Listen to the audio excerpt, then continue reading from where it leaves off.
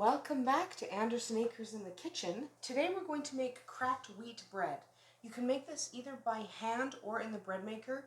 Either way, you have a 5-minute waiting time between adding your initial ingredients into the bread pan or into your bowl and adding the rest of your ingredients. It's really important that you get ready for a 5-minute wait time. Don't rush it. So cracked wheat bread has cracked wheat in it. Cracked wheat is actually fantastic. This is a really fine grain cracked wheat. You can get cracked wheat that's a little coarser. I like using ones that are a little bit finer in my breads just because of the texture. So cracked wheat, if you can't find it at your local grocery store, you can order it online. So we're going to do 3/4 of a cup of cracked wheat. Then we're going to do 1/4 cup of packed brown sugar. Okay, it's got to be tightly packed brown sugar, 1/4 cup. I know that sounds like a lot, but this bread really needs it. You're also going to do 2 tablespoons of butter. Really use butter. This is one of those times where I'm going to tell you, do not use margarine. A lot of times it's fine. You can use margarine. This time, no. Do not use margarine. And then you're going to want 1 cup of very hot water. Okay, you want to get that 1 cup. Pour it right on your cracked wheat. Give that a little, because you want your cracked wheat to soak, actually. So give this a little, there we go.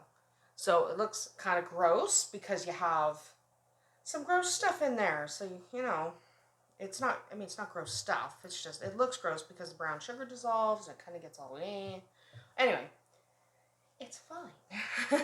You're going to let that sit for 5 minutes. You really do need to wait the full 5 minutes. You want the cracked wheat to soften. If it's too grainy, your bread's going to have a funny texture. So very, very hot water. Now you're going to just let that sit 5 minutes. We'll come back in 5 minutes and I'll show you the rest. So we have waited a full 5 minutes. You can see, if you look in there, that our cracked wheat has softened significantly. It looks pretty good. So now we're just going to continue with our recipe and add the rest of our ingredients. So we're going to want another 1/2 cup of water. We're still only going to use 3 cups of flour, but because the cracked wheat does absorb some water, we do want to add a little extra. That water should not be hot. Lukewarm at the very best. It'll help cool down the hot water you just put in so that your yeast doesn't overreact to it. We also want a teaspoon of yeast. Just sprinkle that in there.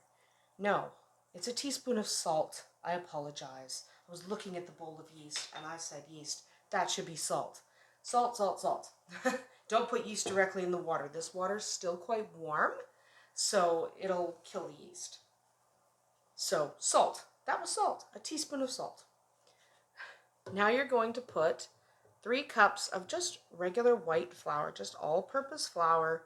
We're not using a special flour. We don't need to because we already put the cracked wheat in. Okay? So just 3 cups of regular flour. Now we're going to put the yeast. Now is yeast. I'm using a heaping teaspoon of yeast. Okay? 1 heaping teaspoon. If you're using the bread maker, you can use either quick rise or bread machine. I like bread machine for the bread maker, but quick rise is fine. You can use traditional yeast. If you are doing it by hand, I would dissolve that traditional yeast in that 1/2 cup of water before you do it, just to get the yeast started. If you add traditional yeast straight to your flour like I just did here, it doesn't really get started properly. So now, because we're using the bread maker, we're going to pop this in the bread maker. It will mix it and do the first rise for me. If you're doing it by hand, you would knead your dough until it is a nice uniform fluffy shape. Then you would set it aside in an oiled bowl. Oiled bowl. It's early here. Right now, it's very early in the morning. It's still dark outside. I can't talk. Anyway, so you would put your dough in an oiled bowl to rise for the first time. We're going to skip that because I'm letting it happen in the bread maker. It's a nice temperature controlled environment for the first rise to happen.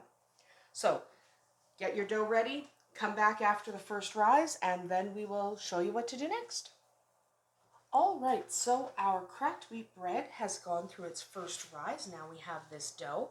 You're going to want to make absolutely sure all the air bubbles are out. You can hear those air bubbles popping right now. You don't want any air trapped in there. at all. This bread gets really grouchy if you have any air trapped. So you just find it all, make sure it's pushed out of the dough. I like to just keep folding it and making sure I got all the air pushed out. Keep finding some of the edges. Push all of that air out. You want to get all of those air bubbles smashed right down so you don't have any air bubbles in your bread. Now this bread dough will be a little bit stickier. That's okay. We're allowed to have stickier dough. That's totally, totally okay. So what we want to do is form it into a ball after you've got all that air pushed out. Then you're going to push down. You're going to make a circle. Okay, you want a circular dough. You could form it like a regular loaf if you wanted to, but we're going to cut the top pretty and it looks better if it's a circle. Ignore the dog walking around. He wants bread. It's not cooked yet, Whiskey. You have to wait till it's cooked. So you just kind of pat it out, maybe a 10-inch circle. Push it. Make sure you don't have any air. This is another good way to check for air. Then what you want to do is take your pan, and I'm actually going to invert it. And then we're going to work it again from the pan. Okay, we want it to be nice and flat, maybe a 10-inch circle around there. It doesn't have to be perfect, obviously. It's just dough. So if you're not a perfect circle, or if you're 8 inches instead of 10, it doesn't matter. It's just dough. It'll still taste delicious. So there it is, our nice circle of dough. We're going to put that in the microwave. There we go. Not to cook. We're going to put it in the microwave so that it can rise. You can cover it with a damp tea towel or a piece of plastic wrap. This is a pretty relaxed wet dough so that you can just cover it with a regular tea towel and it'll probably be fine. It doesn't even have to be damp. But I like using a little dampness. I'm going to set it aside to rise for maybe 45 minutes because it will puff up pretty well. I'm just squeezing my edges together. It doesn't have to be perfect. So that's what it's going to look like before it rises. So we're going to come back in about 45 minutes and check on it and see if it's risen up. It should get kind of dome shaped, which is what we want. We do want a dome. So we're just going to set that aside to rise for a good 45 minutes and we will come back and check it out. All right, so our second rise is done. We're going to preheat the oven to 375 degrees Fahrenheit.